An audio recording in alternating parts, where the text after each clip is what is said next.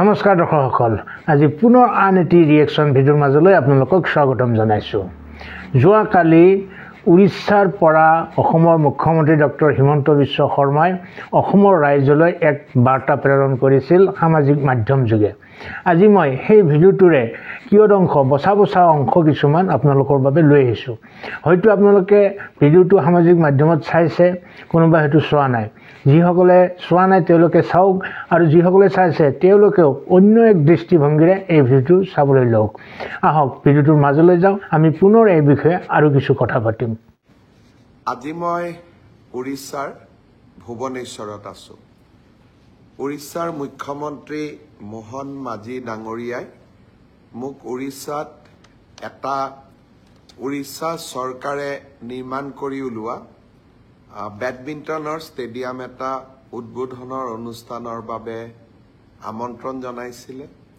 আৰু তেখেতৰ লগত একেলগে আজি উৰিষ্যাত প্ৰায় ৭৫ কোটি টকা ব্যয় কৰি উলিওৱা খুব সুন্দৰ বেডমিণ্টনৰ ষ্টেডিয়াম এটা উদ্বোধন কৰাৰ সৌভাগ্য হ'ল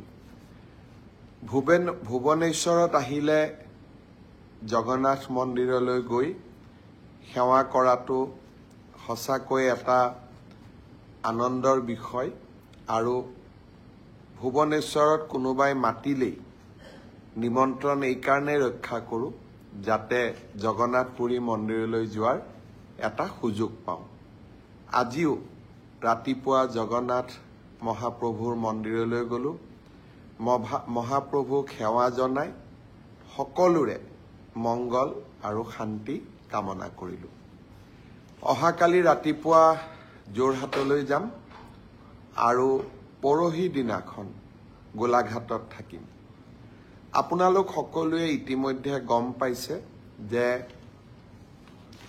অহা 11টা দিন আমি গোটেই অসমতে বিকাশৰ যাত্ৰা বা বিকাশৰ বাবে 12 দিন বুলি এটা কাৰ্যসূচী ৰূপায়ণ কৰিছোঁ এই সময়ছোৱাৰ ভিতৰতে আমি কেইবাটাও আঁচনিৰ সুফল ৰাইজৰ ওচৰলৈ লৈ আহিম বিশেষকৈ উচ্চতৰ মাধ্যমিক পৰীক্ষাত প্ৰথম ডিভিজন বা ৭৫% নম্বৰেৰে উত্তীৰ্ণ হোৱা ছাত্ৰী বা ছাত্ৰসকলৰ বাবে স্কুটি মেট্ৰিক পৰীক্ষাত 75% লৈ উত্তীৰ্ণ হোৱা ছাত্ৰ ছাত্ৰীসকলৰ বাবে আনন্দৰাম বৰুৱা বঁটা নৱমমান শ্ৰেণীত পঢ়া ছাত্ৰ ছাত্ৰীসকলৰ বাবে চাইকেল যিসকল মহিলাই মাইক্ৰ' ফাইনেন্সৰ লোন লৈছিল তেখেতসকলৰ লোন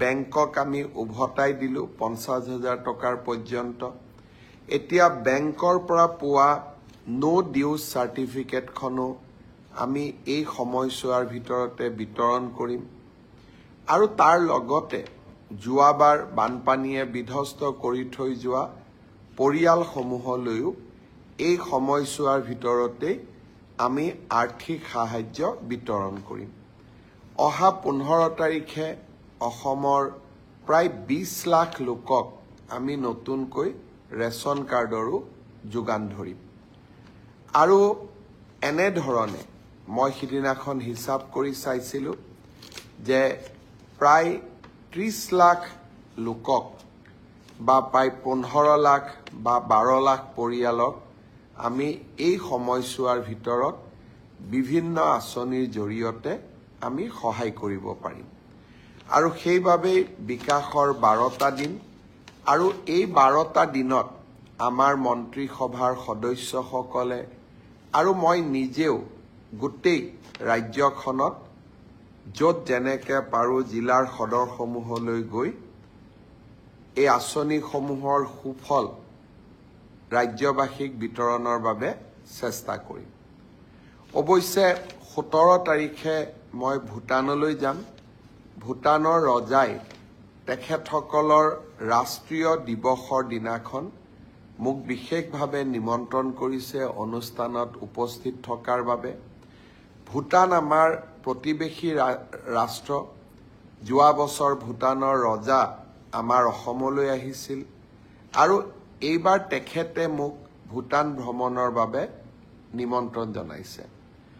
অনাগত দিনত ভূটানৰ সৈতে আমাৰ সুসম্পৰ্কৰ সুযোগ লৈ ভূটানৰ পাদদেশত অৰ্থাৎ ভূটানৰ পাহাৰৰ ঠিক তলতে থকা আমাৰ জিলাসমূহলৈ উন্নত জলসিঞ্চনৰ ব্যৱস্থা, ভূটানৰ পানীৰে উন্নত খোৱা পানী যোগান আঁচনি আৰু ভূটানত উৎপন্ন হোৱা জলশক্তি অসমলৈ লৈ আহি অসমৰ বিদ্যুতৰ নাটনি জোৰাতাপলি মৰাকে ধৰি কেইবাটাও নতুন কামৰ কথা বা নতুন বিষয় মোৰ ভূটান ভ্ৰমণৰ সময়ত সেই ৰাষ্ট্ৰৰ মন্ত্ৰী প্ৰধানমন্ত্ৰী তেখেতসকলৰ লগত মই আলোচনা কৰিম।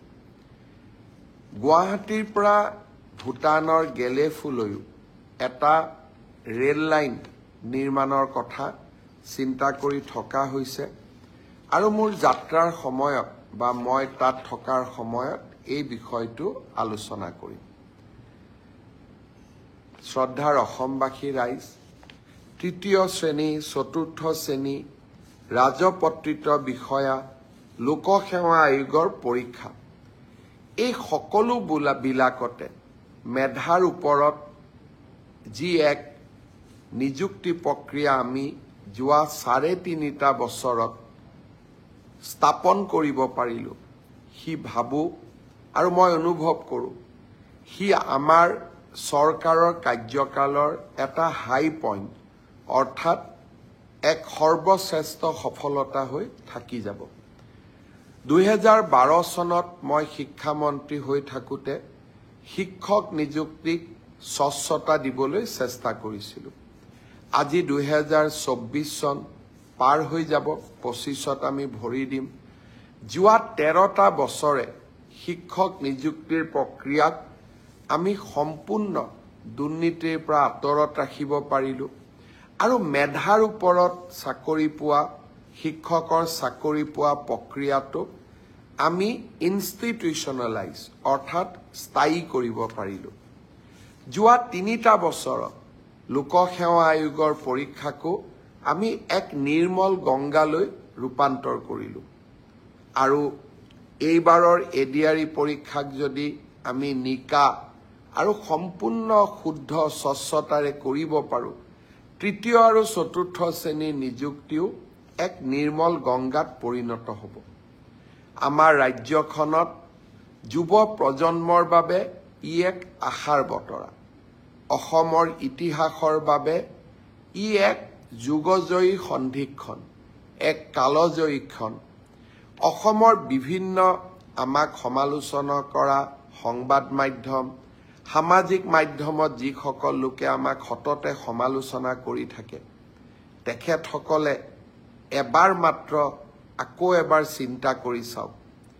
কংগ্ৰেছ দলৰ মুখ্যমন্ত্ৰী এজন থাকিলে, অসমত কংগ্ৰেছৰ চৰকাৰ থাকিলে, চৰকাৰী চাকৰিত এনে নিৰ্মলতা স্বচ্ছতা সম্ভৱ হ'লহেঁতেন নেকি? আমাক সমালোচনা কৰা সকলেও এটা মুহূৰ্তৰ বাবে কংগ্ৰেছৰ সেই শাসনকাললৈ মনত পেলাওক।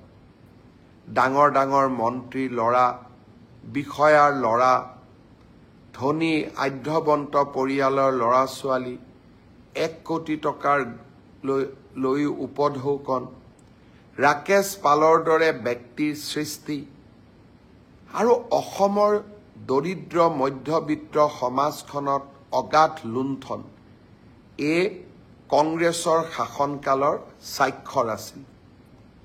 আজি আমাৰ শাসনকালত আমি সেই ব্যৱস্থাক প্ৰত্যাহ্বান জনালোঁ, সেই ব্যৱস্থাক আমি সফলতাৰে পৰিৱৰ্তন কৰিলোঁ আৰু আজি সমগ্ৰ দেশেই স্বীকাৰ কৰিবলৈ বাধ্য হৈছে যে আজি অসমৰ চৰকাৰে, অসমৰ ৰাইজে টকা পইচা নিদিয়াকৈ চাকৰি পোৱাৰ ব্যৱস্থা এটাক আদৰণি জনাইছে আৰু তাক আমি আনুষ্ঠানিক ৰূপ দিছোঁ।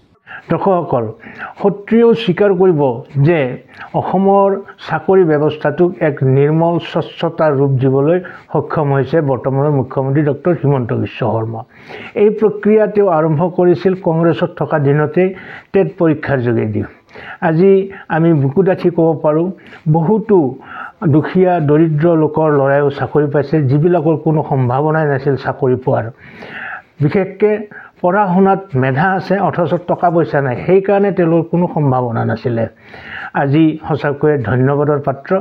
আমি বহুত কথাত তেখেতক সমালোচনা কৰিলোঁ, বিশেষকৈ এই কথাটোক লৈ আমি তেখেতক কৃতজ্ঞতা জনাব লাগিব। ভৱিষ্যত প্ৰজন্মইও তেওঁক এই কৃতজ্ঞতা জনাব আৰু আমি আশা কৰিম ভৱিষ্যত দিনতো যেন এই ধাৰা অব্যাহত থাকে।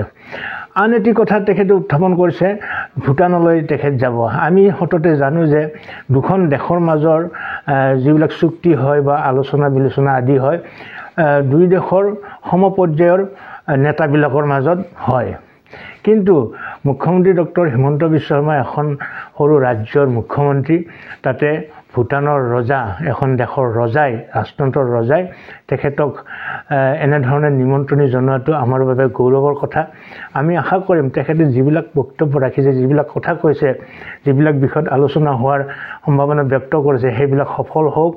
আমি অন্তৰৰ পৰাই দূৰৰ পৰাই শুভেচ্ছা জনাইছোঁ। বাকী আপোনালোকৰ মনৰ প্ৰতিক্ৰিয়া কমেণ্ট বক্সলৈ গৈ প্ৰকাশ কৰক। আজিলৈ এৰিছোঁ, পুনৰ আন এটি ৰিয়েকশ্যন ভিডিঅ'ৰ সৈতে আকৌ আহিম। ভালে থাকক, কুশলে থাকক। ধন্যবাদ।